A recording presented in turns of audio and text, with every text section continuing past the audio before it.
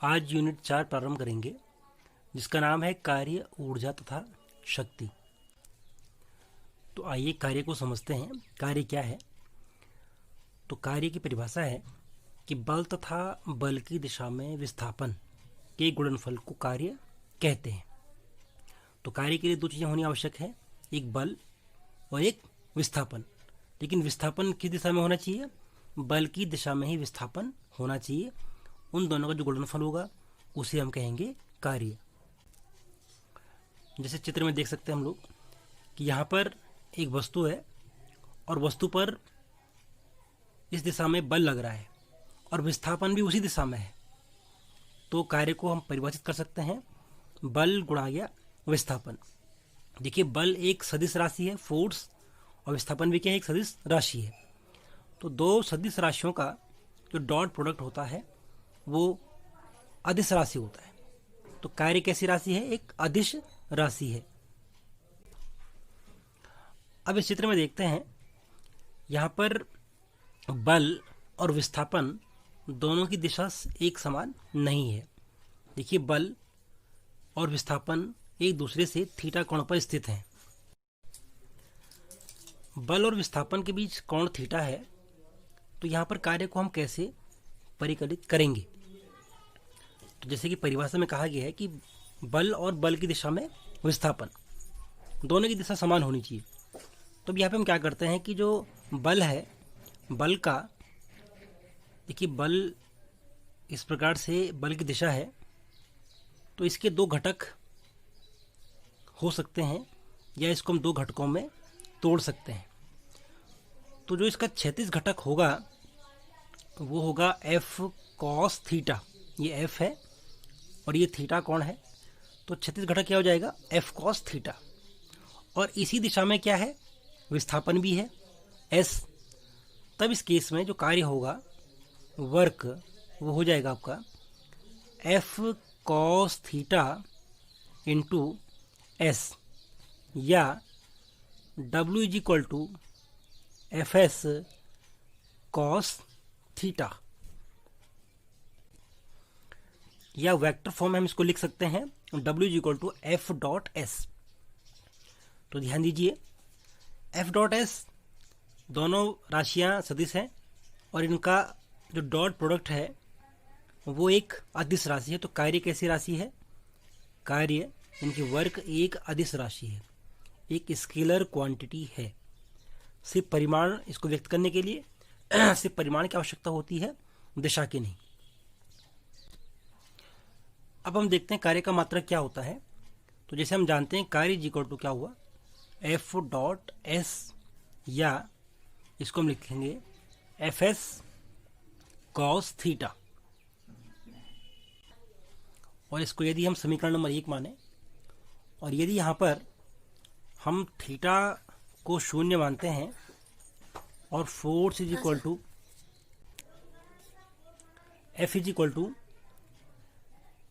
Force का मात्रक क्या होता है? बल का मात्रक न्यूटन होता है। तो फोर्स यदि हम क्या माने, बल बराबर 1 न्यूटन लें और विस्थापन को हम 1 मीटर लें, तो कार्य कितना हो जाएगा? तो वर्क इज इक्वल टू हो जाएगा आपका 1 इंटू 1, और कॉस 0 का मान क्या होता है? 1 होता है, बराबर 1। तो इसे कहेंगे 1 joule. Work is equal to 1 joule. तो 1 जूल, या हम कह सकते हैं कि कार्य का मात्रक क्या है? जूल है। कार्य का मात्रक जूल है। या जूल को परिभाषित कैसे करेंगे हम? यदि किसी वस्तु पर 1 न्यूटन का बल लगाकर, कितने का बल लगाया उस पर?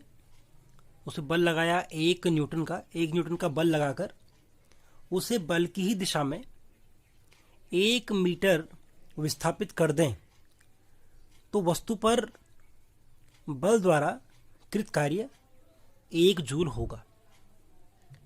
तो इस प्रकार से हम 1 जूल को परिभाषित कर सकते हैं। वहीं सीजीएस पद्धति में कार्य का मात्रक अर्ग होता है और 1 जूल बराबर 10 की घात 7 अर्ग।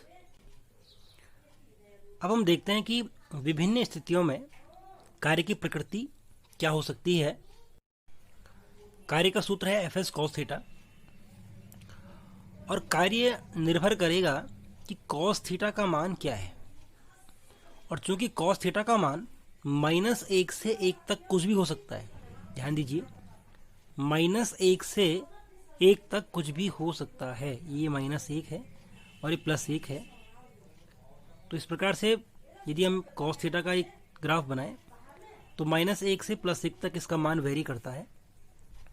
तो यदि इसका मान -1 से +1 तक कुछ भी हो सकता है तो हम कह सकते हैं कि जो बाह्य बल द्वारा कृत कार्य होगा वो भी धनात्मक हो सकता है, वो ऋणात्मक भी हो सकता है, या वो शून्य भी हो सकता है। तो कार्य, आज तक हमने ये पढ़ा कि कार्य हमेशा धनात्मक होगा, लेकिन वास्तव में कार्य धनात्मक तो है ही, हम देख रहे हैं। ऋणात्मक कार्य भी हो रहा है, कई बार ऋणात्मक कार्य भी है। कई ऐसे बल हैं जिनके द्वारा कृत कार्य ऋणात्मक है, और कई बार कार्य क्या है, शून्य है। बल लग रहा है लेकिन फिर भी कार्य क्या है, शून्य है। तो अब देखते हैं कि ऐसी स्थितियां कब उत्पन्न होती हैं, जब ऐसे केस हमको प्राप्त होते हैं। पहला केस है कि जब थीटा इज ग्रेटर देन 0 और equal to 0 and less than 90 degree.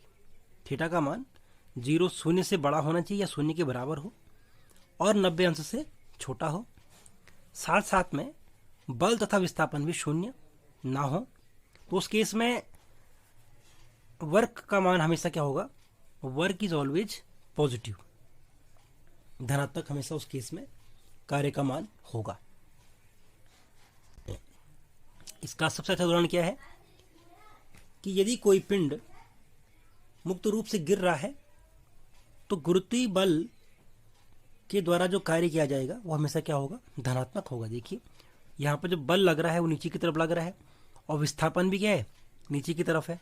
दोनों की दिशा समान है, तो थीटा इज इक्वल टू यहाँ पे 0 डिग्री है। तो इस कंडीशन में जो कार्य होगा वो हमेशा क्या होगा, धनात्मक होगा। दूसरा केस है कि जब थीटा का मान 90 डिग्री से बड़ा हो और 270 डिग्री से कम हो, तो उस केस में जो कार्य होगा वो कार्य हमें हमेशा ऋणात्मक प्राप्त होगा। जैसे उदाहरण क्या है, जो घर्षण बल है, तो घर्षण बल द्वारा जो कृत कार्य होगा, द्वारा कृत कार्य, वो हमेशा क्या होगा, ऋणात्मक होगा। तो प्रश्न कई बार पूछा गया है कि घर्षण बल द्वारा कृत कार्य कैसा होता है, धनात्मक या ऋणात्मक? तो उत्तर है इसका ऋणात्मक। तो हमने देखा कि 0 या 90 से अगर कम थीटा है, थीटा का मान है, तो कार्य कैसा हो रहा है, धनात्मक हो रहा है। और जब 90 से बड़ा है, थीटा का मान 90 से अधिक है और 270 से कम है, देखो, तो इस केस में वर्ग कैसा हो रहा है, नेगेटिव हो रहा है। अब तीसरा केस देखते हैं कि जब थीटा का मान 90 डिग्री हो या 270 डिग्री हो, 90 या 270 हो, तो तब वर्ग कितना होगा, कार्य कितना होगा? तो कार्य इस केस में शून्य होगा। कैसे और क्यों? क्योंकि cos 90 का मान शून्य होता है, या cos 270 का मान भी शून्य होता है। तब जब ये दोनों मान शून्य हो जाएंगे तो वर्क इज इक्वल टू क्या होता है, F into S F S cos theta. तो चूंकि ये फैक्टर आपका शून्य हो गया तो कार्य क्या हो जाएगा, आपका कार्य बराबर शून्य हो जाएगा।